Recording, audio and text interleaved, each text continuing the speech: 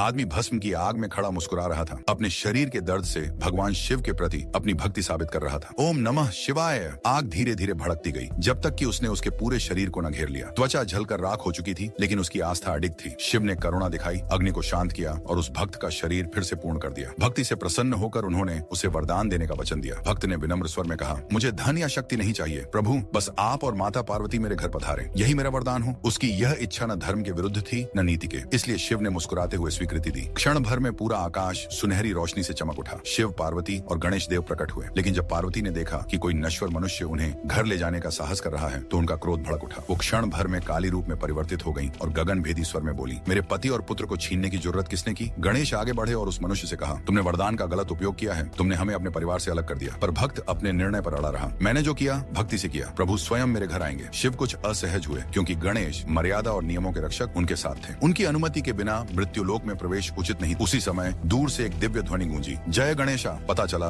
भक्त की पत्नी और पुत्री स्वयं गणेश भक्त थीं। वे शिव परिवार के आगमन से प्रसन्न थीं और गणेश से मिलने की उत्कंठा रखती थीं। गणेश का दृष्टिकोण तुरंत बदल गया। उन्होंने शिव के साथ मृत्युलोक की ओर प्रस्थान किया। भक्त के घर पहुंचते ही स्वागत का भव्य समारोह हुआ। पुत्री उषा ने प्रसन्न होकर गणेश को प्रणाम करने की इच्छा जताई, पर तभी एक व्यक्ति दुर्भावनावश उसे रोककर बोला, पहले भगवान शिव की पूजा होगी, फिर किसी और की। गणेश ने मौन साध लिया, पर उनके भक्तों का दिल टूट गया। उस व्यक्ति ने न सिर्फ गणेश का अपमान किया, बल्कि उषा से नंदी की पूजा करने को कहा और गणेश की पूरी तरह उपेक्षा की। यह दृश्य देखकर माता पार्वती का क्रोध सीमा पार कर गया। उनकी आंखों से अग्नि की लपटें निकलने लगी। उन्होंने कहा, मेरे पुत्र का अपमान अब कोई नहीं सहेगा। गणेश की पत्नियां रिद्धि सिद्धि तुरंत आगे आईं। उन्होंने माता को शांत करने की कोशिश की। माता, कृपया संयम रखिए, हम इस अन्याय का समाधान निकाल लेंगे। पर पार्वती का क्रोध अब शांति से बहुत आगे जा चुका था। उन्होंने तलवार उठाई और कहा, यह अन्याय अब समाप्त होगा, यही है विनाश की शुरुआत। अगर आप वहां होते तो किसका साथ देते, शिव परिवार या उस भक्त का?